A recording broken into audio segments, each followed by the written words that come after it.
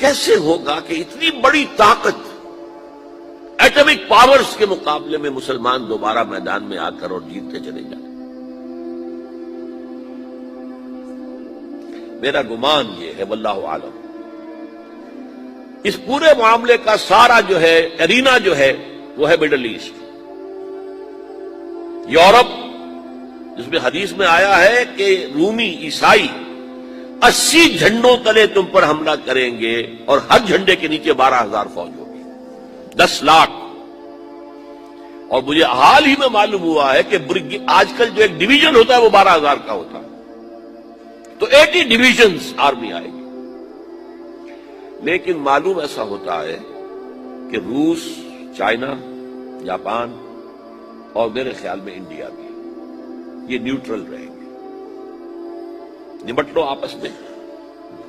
تو ابراہیمی قوموں کا جھگڑا ہے نا کہ فلسطین کس کا ہے، مسلمان کہتے ہیں ہمارا ہے، یہودی کہتے ہیں ہمارا، عیسائی کہتے ہیں ہمارا، تو نمٹ لو، سیٹل یور سکورز۔ لیکن کوئی ویپنز آف ماس ڈسٹرکشن استعمال نہ ہو، اگر وہ ہوئے تو پھر ہم میدان میں آ جائیں گے۔ میرا گمان یہ ہے کہ ویپنز آف ماس ڈسٹرکشن استعمال نہیں کر سکیں گی مغربی طاقت، اور پھر جنگ کے اندر مسلمانوں کے ساتھ جیتنا ان کے لیے ممکن نہیں ہے۔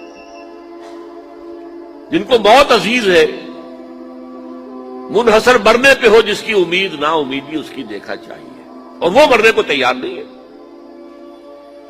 وہ تو 40,000 فٹ کی بلندی سے دیسی کٹر پھینک سکتے ہیں، نیچے نہیں آئیں گے۔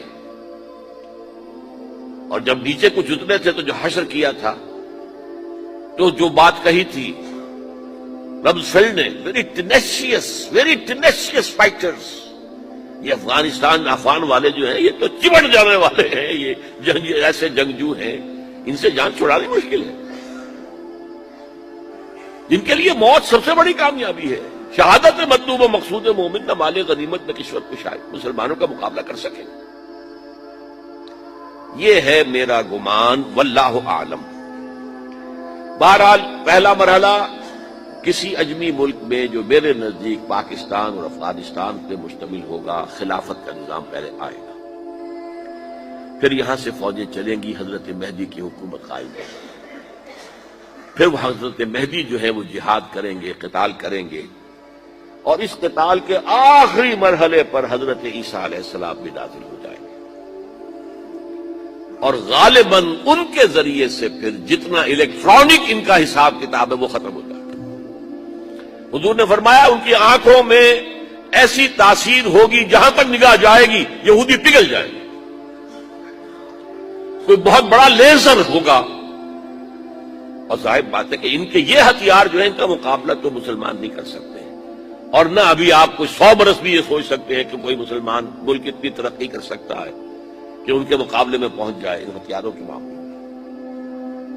تو یہ اصل میں جو شخص سراپا معجزہ تھا، حضرت عیسیٰ جو ہے سراپا معجزہ، پیدائش معجزہ، آسمان پر اٹھایا جانا معجزہ، خلق حیات، بنایا مٹی کا پرندہ، پھونک ماری اڑنے لگا، احیاء موتا، مردہ کو کہا اٹھو قم باذن اللہ، اٹھ گیا چلنے لگا، مادرزاد اندھے کے آنکھ پر ہاتھ پھیری اور اس کو آنکھیں اللہ نے دے دی، کوڑھی کے جسم پر ہاتھ پھیرا اور کوڑ صاف، اس سے بڑے معجزے تو کسی کو دیے ہی نہیں گئے، سراپا معجزہ۔ وہی آ کر آخری جو بھی ہوگا معاملہ، اس کے اندر حضرت عیسیٰ کی معجزاتی شخصیت جو ہے در حقیقت وہ فیصلہ کن ہوگی۔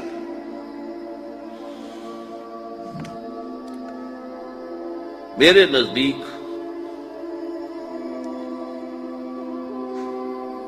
یہ ہے وہ چیزیں جس کی بنا پر میں سمجھتا ہوں کہ حالات جو ہیں جدھر جا رہے ہیں، حضرت عیسیٰ کے آنے کے بعد 2 نتیجے نکلیں گے۔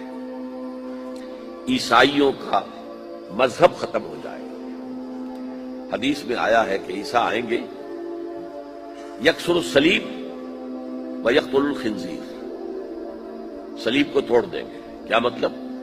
کہاں تم صلیب اٹھائے پھر رہے ہو، میں صلیب دیا ہی نہیں گیا، یہ سب تمہارا ایک من گھڑت قصہ ہے، مجھے تو اللہ نے پہلے اٹھا لیا تھا، وما قتلوہ وما صلبوہ۔ صلیب ہی پر کھڑی ہوئی ہے عیسائیت ساری کی ساری.